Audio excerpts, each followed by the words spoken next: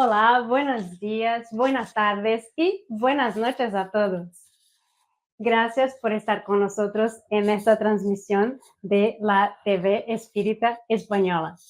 Yo soy Tatiana Benítez. Y yo soy Mayra Ofaya. Muy buenas noches a todos. Estamos representando la Unión Espírita Chico Xavier en Barcelona. Y este programa vamos a hablar sobre Dios, la creación y elementos generales del universo.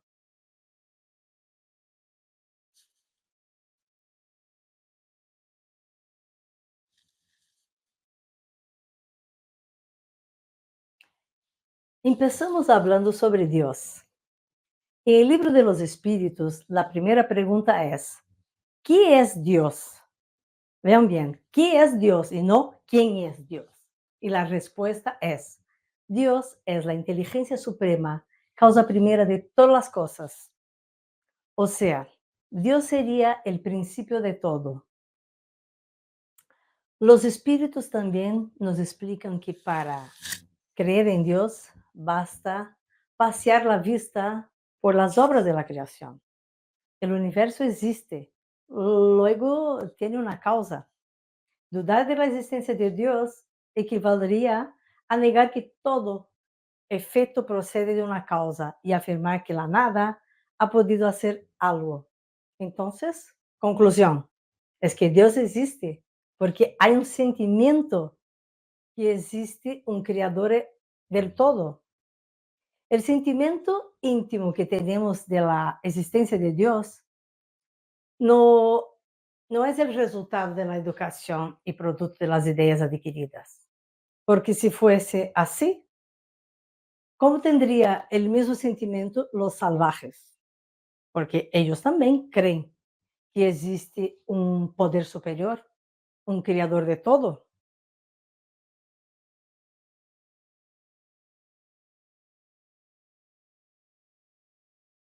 Si solo fuese producto de la educación, el sentimiento de la existencia de un ser supremo, no sería universal.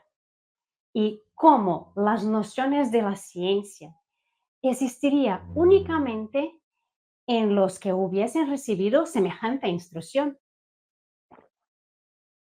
Decir que la formación primera de las cosas viene de las propiedades íntimas de la materia equivaldría a tomar el efecto por la causa, pues esas mismas propiedades son un efecto que debe provenir de una causa. La armonía que regula las partes del universo revela combinaciones y miras determinadas y por lo mismo un poder inteligente. Atribuir la formación primera al acaso es un contrasentido, porque el acaso es ciego y no puede producir los efectos de inteligencia.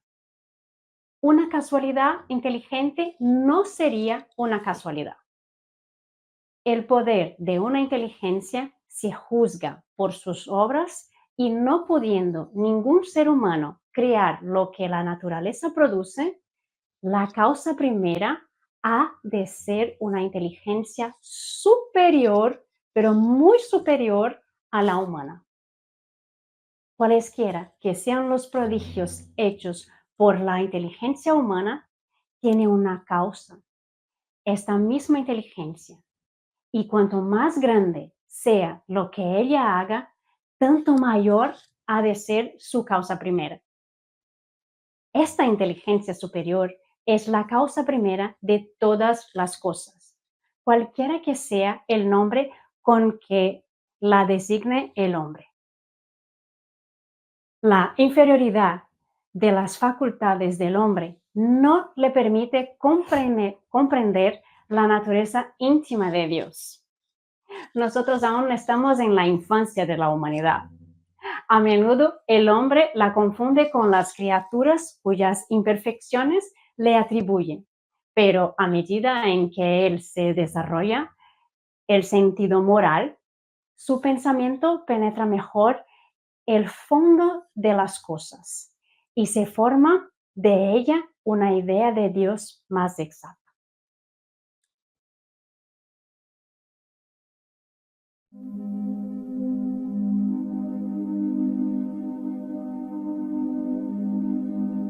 Dios es eterno, porque, si hubiese tenido principio, hubiera salido de la nada, o hubiese sido creado por un ser anterior.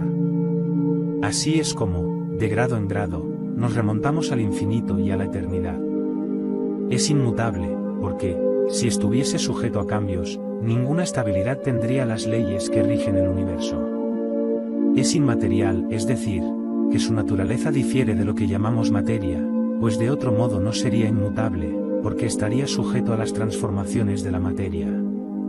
Es único, porque, si hubiese muchos dioses, no habría ni unidad de miras, ni unidad de poder en el gobierno del universo. Es omnipotente, porque es único.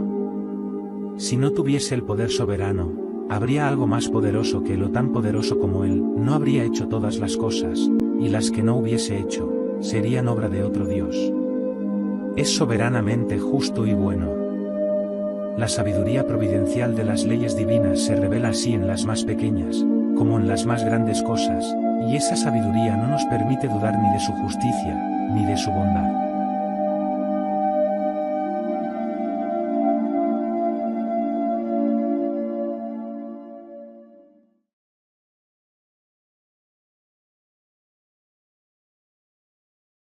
Dios no se deja ver en él, mas se manifiesta por sus obras. Y según las palabras de Jesucristo, estamos en él como él está en nosotros.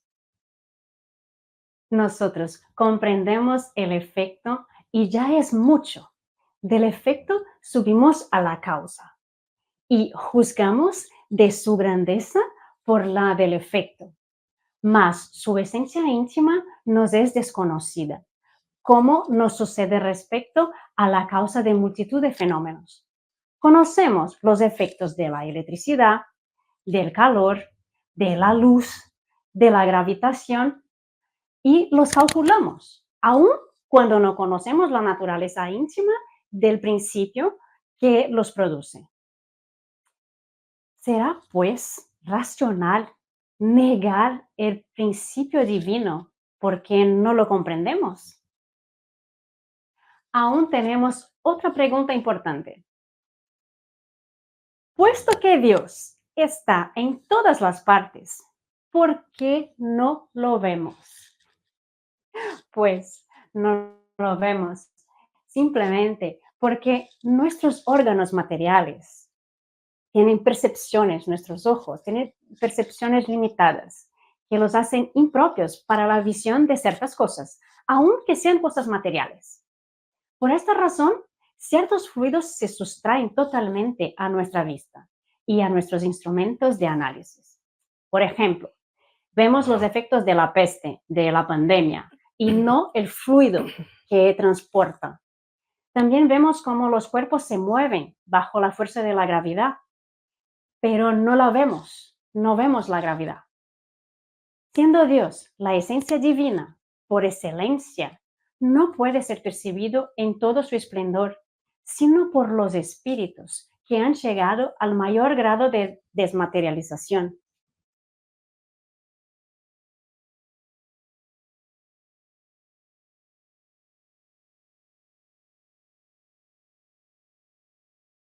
No es posible conocer el principio de las cosas, porque aún nos hace falta ciertas facultades y conocimientos. La ciencia nos ha sido dada para nuestro progreso en todas las cosas, pero no puede traspasar los límites fijados por Dios. Mientras más factible le sea al hombre penetrar esos misterios, más grande debe ser su admiración, respeto del poder y sabiduría del Creador. Si Dios lo juzga útil, puede revelar lo que no puede enseñar la ciencia. De esta manera, aún nos es posible afirmar si la materia es eterna o fue creada por Dios. Esto solo Él lo sabe. pero lo que se puede afirmar es que Dios nunca ha estado inactivo.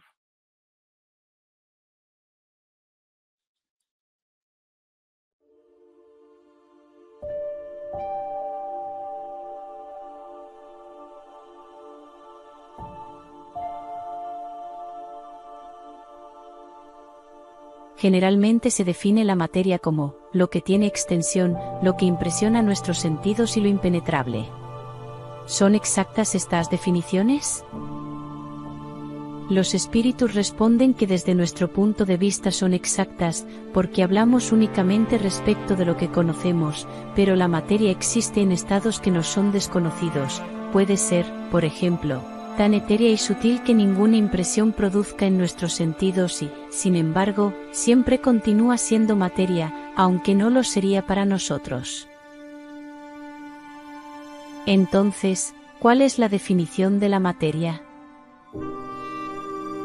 Los espíritus nos aclaran diciendo, la materia es el lazo que sujeta el espíritu, es el instrumento que emplea y sobre el cual ejerce, al mismo tiempo, su acción. Desde este punto de vista, puede decirse que la materia es el agente, el intermediario, merced al cual y sobre el cual obra el espíritu. El espíritu es el principio inteligente del universo y la inteligencia es un atributo esencial del espíritu, pero el uno y la otra se confunden en un principio común, de modo que para nosotros es una misma cosa.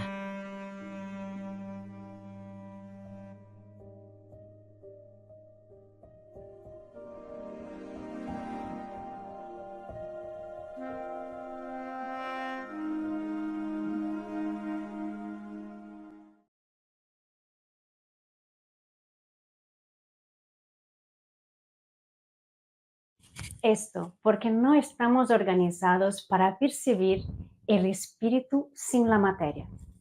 Nuestros sentidos no han sido creados para ello. Y los espíritus nos explican que podemos concebir el espíritu sin la materia y la materia sin el espíritu. ¿A través de qué? A través del pensamiento. Hay dos elementos generales en el universo: la materia y el espíritu. Y por encima de todo, Dios, el creador, el Padre de todas las cosas. Y estas tres son el principio de todo lo que existe, la Trinidad universal. Pero al elemento material ha de añadirse el fluido universal, que hace las veces de intermediario entre el espíritu y la materia, propiamente dicha, que es demasiado grosera para que el espíritu pueda tener acción sobre ella. Aunque hasta cierto punto puede equiparársele al elemento material, se distingue por propiedades especiales y si realmente fuese materia, no habría razón para que no lo fuera también el espíritu. Está colocado entre la materia y el espíritu. Es fluido, como la materia es materia susceptible, por sus innumerables combinaciones con esta y bajo la acción del espíritu de producir la infinita variedad de cosas de las cuales no conocemos más que un pequeño número, siendo este fluido universal, primitivo o elemental, el agente que emplea el espíritu.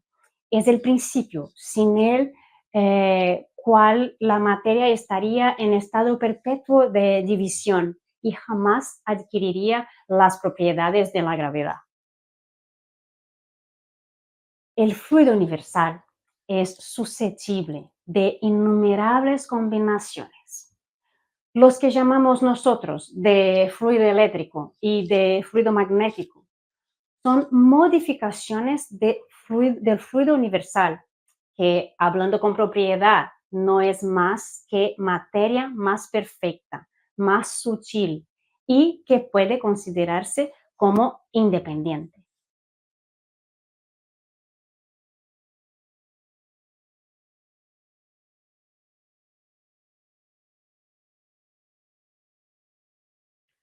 La materia etérea y sutil de forma este fluido es único para nosotros. Y sin embargo, es el principio de la materia pesada. Por ejemplo, la gravedad es una propiedad relativa y fuera de la Tierra. No existe peso, como tampoco alto y bajo. Siendo así, la materia tiene un solo elemento primitivo. Nuestros cuerpos son transformaciones de la materia primitiva. Cuando encarnados, tenemos órganos destinados a percibir los sabores, los olores, los colores, el sonido, las cualidades venenosas o las curativas. Entonces, cada uno percibimos de forma diferente. Para uno es agradable un gusto que para otro es malo. Unos ven azul y otros morado, y etc.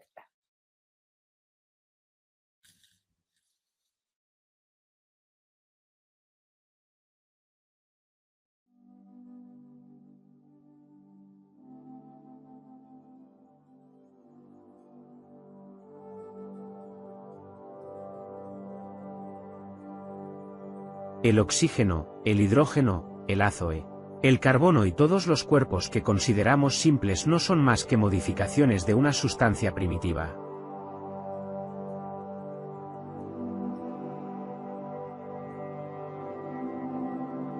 En la imposibilidad en que hasta ahora nos encontramos, de remontarnos de otra manera que no sea a través del pensamiento, hasta esa materia primera, aquellos cuerpos son para nosotros verdaderos elementos, y podemos, sin peligro, considerarlos como tales hasta nuevo orden.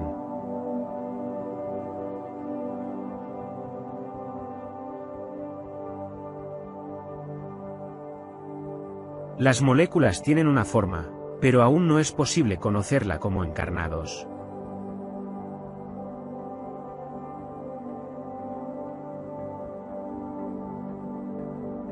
Esta forma es constante en las moléculas elementales primitivas y variable en las moléculas secundarias, porque lo que llamamos moléculas aún es muy lejos de lo que es realmente la molécula elemental.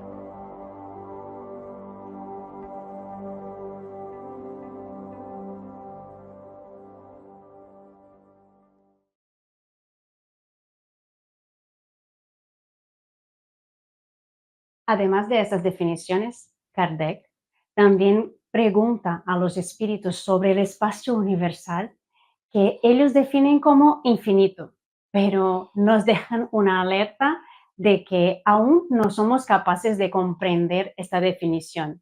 Y para esto tendremos que entender un poco más sobre la creación.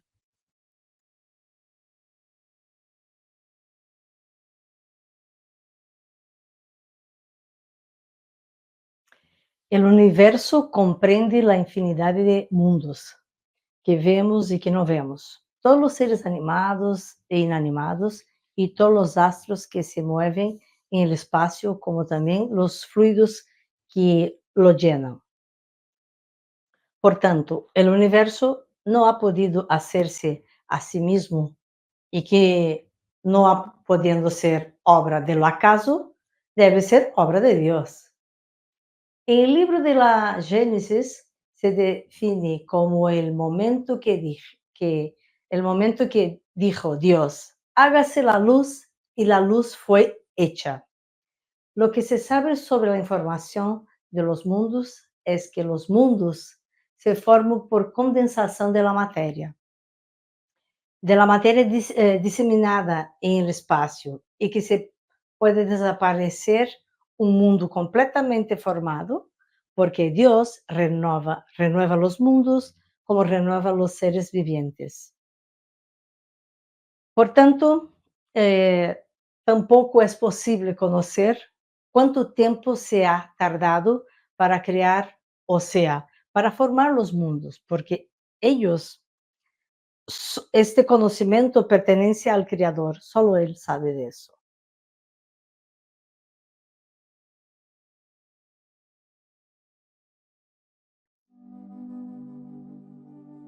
Lo que se sabe sobre el principio de los seres vivientes en la Tierra.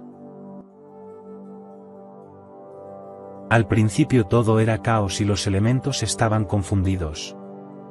Poco a poco, cada cosa fue ocupando su lugar, y entonces aparecieron los seres vivientes apropiados al estado del globo. La tierra contenía los gérmenes, que esperaban para desarrollarse el momento favorable. Los principios orgánicos se reunieron apenas cesó la fuerza que los tenía separados, y formaron los gérmenes de todos los seres vivientes. Aquellos permanecieron en estado latente e inerte, como la crisálida y la simiente de las plantas, hasta que llegó el momento propicio al nacimiento de cada especie, y los seres de cada especie se reunieron y se multiplicaron entonces. Los elementos orgánicos se encontraban en estado de fluido, por decirlo así, en el espacio, en medio de los espíritus, o en otros planetas, esperando la creación de la Tierra para empezar una nueva existencia en un globo nuevo.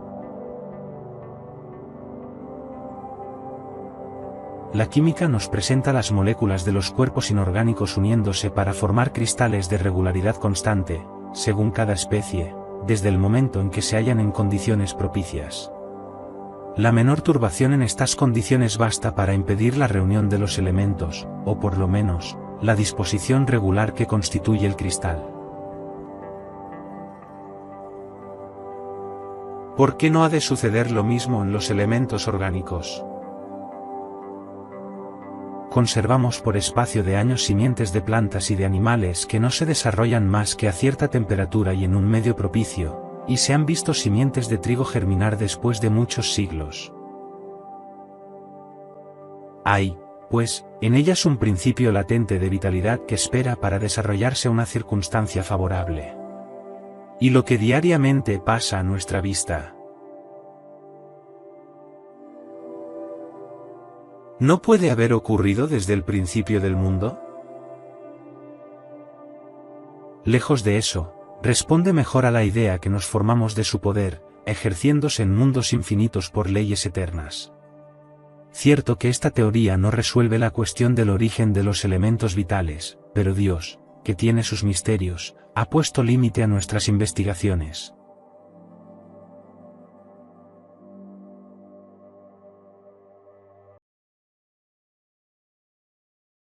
La especie humana estaba entre los elementos orgánicos en la Tierra y llegó a su tiempo. Lo que hizo decir que el hombre fue hecho del barro de la tierra.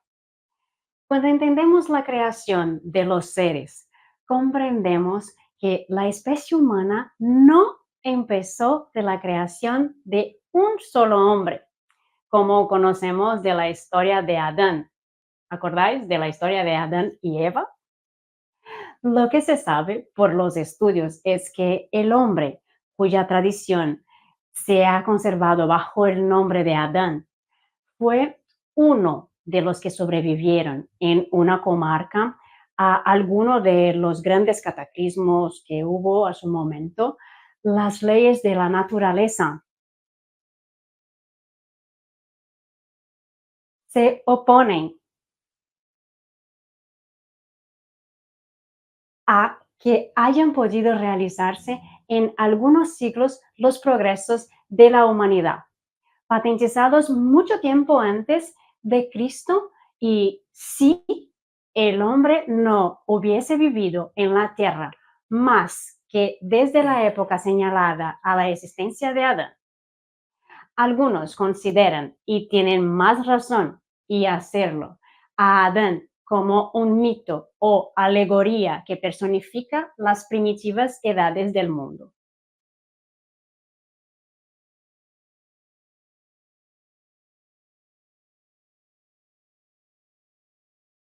Las diferencias físicas y morales que distinguen a las variedades de las razas de los humanos en la Tierra están en los diferentes climas, estilos de vida y de las costumbres. Los humanos surgieron en diferentes puntos del globo terrestre, en diferentes épocas, por eso la diversidad de las razas. Después salieron de su zona e hicieron alianzas en otros climas, otras regiones, y así se fueron formándose nuevas razas. Hay que decir que Todos los hombres son hermanos en Dios, porque están animados por el Espíritu y tienden al mismo fin.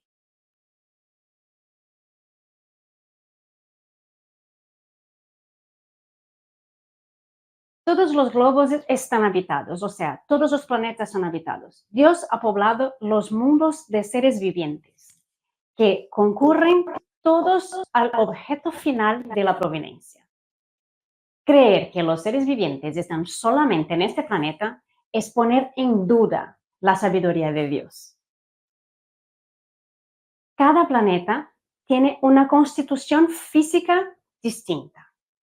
Por esto, una organización diferente para los seres que los habitan. Las condiciones de existencia de los seres que habitan los diferentes mundos deben ser apropiadas al medio en que están llamados a vivir. Estos mundos pueden, por lo tanto, contener en sí mismos los orígenes de calor y de luz necesarios a sus habitantes. Y entonces, ¿lo que dice la Biblia sobre la creación? Bueno, los pueblos se han formado ideas muy divergentes sobre la creación, según el grado de su ilustración y la razón apoyada en la ciencia, ha reconocido la inverosimilitud de ciertas teorías, confirmando la dada por los espíritus hace mucho tiempo y admitida por los hombres más ilustrados. La cuestión del primer hombre en la persona de Adán como un tronco único de la humanidad no es la sola que ha sido objeto de modificación para las creencias religiosas. Dice igualmente la Biblia que el mundo fue creado también en 6 días solo y fija la época de creación como unos 4000 años antes de la era cristiana. Conforme con el indicado en la Génesis, con la sola diferencia de que en vez de salir milagrosamente de las manos de Dios y en algunas horas solo, esta obra se ha realizado en algunos millones de años, siempre por su voluntad, claro. Y aún tenemos algunas divergencias sobre las historias de épocas de Moisés, de Noé, pero lo que es cierto es que como nos instruyen los espíritus, es que las ideas religiosas deben caminar a la par de la ciencia. Y este es el único medio de no ofrecer un lado vulnerable al escepticismo. Escepticismo. Dios.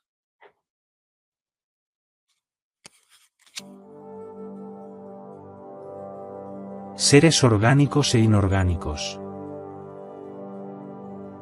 Los seres orgánicos son los que tienen en sí mismos un origen de actividad íntima que les da vida. Nacen, crecen, se reproducen por sí mismos y mueren, y están provistos de órganos especiales para la realización de los diferentes actos de la vida y apropiados a las necesidades de su conservación. Comprenden los hombres, los animales y las plantas. Los seres inorgánicos son todos los que no tienen vitalidad ni movimientos propios, y son formados por solo la agregación de la materia. Tales son los minerales, el agua, el aire, etc.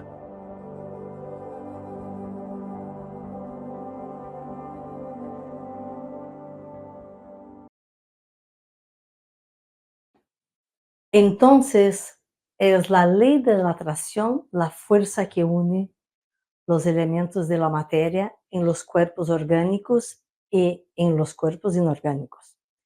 Ellos tienen la misma materia, pero en los cuerpos orgánicos está animalizado, o sea, está unido con el principio vital.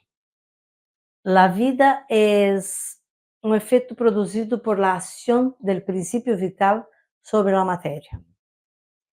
Entonces, tenemos el espíritu, la materia y el principio vital.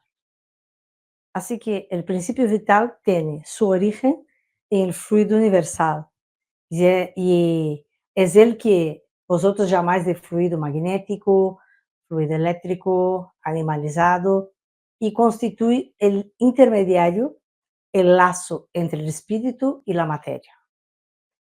El principio vital es lo mismo para todos los seres orgánicos, pero modificado según las especies, o sea, para los animales, para los vegetales y los hombres.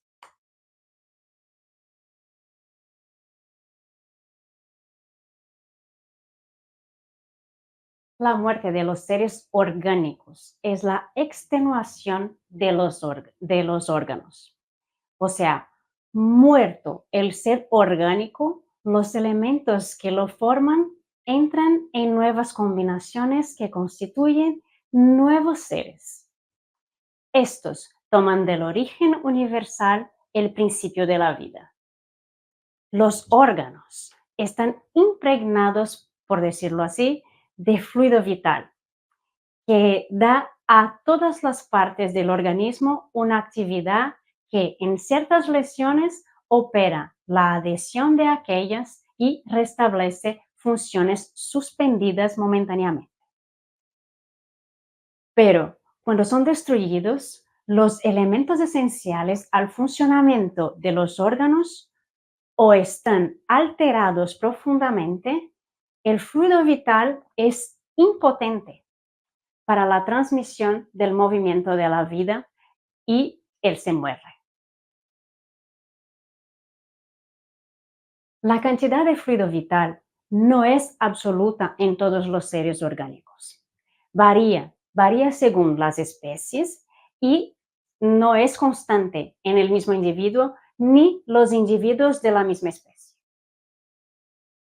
La cantidad de fluido vital se agota y puede llegar a ser insuficiente para el mantenimiento de la vida si no se renueva por la absorción y asimilación de las sustancias que lo contienen. El fluido vital se transmite de un individuo a otro. ¿Acordáis de los pases? Y el que tiene más puede dar al que tiene menos. Y en ciertos casos, restituir la vida que está próxima a concluir. También tenemos que hablar sobre la inteligencia y también sobre el instinto.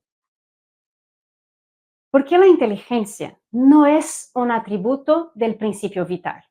O sea, las plantas viven y no piensan. Tienen una vida orgánica solo. La inteligencia y la materia son independientes, pues un cuerpo puede vivir sin inteligencia, pero esta solo puede manifestarse por medio de los órganos materiales. Y es precisa la unión con el espíritu para dar la inteligencia a la materia animalizada. La inteligencia es una facultad especial de ciertas clases de seres orgánicos que les da, junto con el pensamiento, la voluntad de obrar, la conciencia de la existencia y de la individualidad, así como también los medios de establecer relaciones con el mundo exterior y de atender a sus necesidades. Bueno, ¿y el instinto qué es? El instinto es una especie de inteligencia, es decir, es una inteligencia no razonada y por él todos los seres atienden a sus necesidades. El instinto no razona, pero la razón deja la elección al hombre y le da el libre albedrío. Bueno, aquí llegamos. Para saber más sobre estos temas, creo que está bien invitaros a estudiar el libro de los espíritus y también la Génesis, ¿no? Porque con ellos es posible entender un poco más sobre estos temas y bueno, hay que estudiarlos, hay que comerlos, porque estos temas son muy complejos y allí se puede saber un poco más sobre el origen y la creación de todo. Bueno, muchísimas gracias a todos que estuvieron con nosotros en vivo y a todos que van a ver este programa después. Y que tengáis un lindo, lindo, lindo fin de semana.